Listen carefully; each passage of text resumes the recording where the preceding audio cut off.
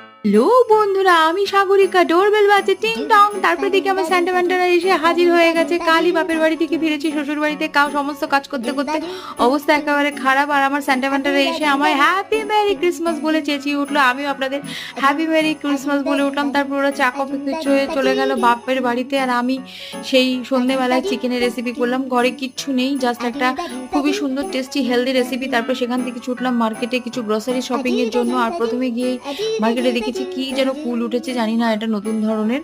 তো নারকেল কুল তো নয়ই, বেশ টেস্টি ছিল। আমি নিয়ে নিয়েছি, সরস্বতী পূজার আগে কুল খেয়ে নিয়েছি। যাই হোক, তারপরে ওখান থেকে কিছু ফল টল নিয়ে নিয়েছি।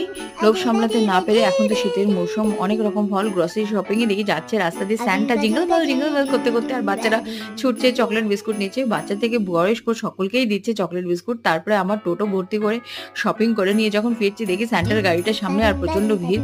ভিডিওটি দেখার জন্য অসংখ্য ধন্যবাদ। ভিডিওটি ভালো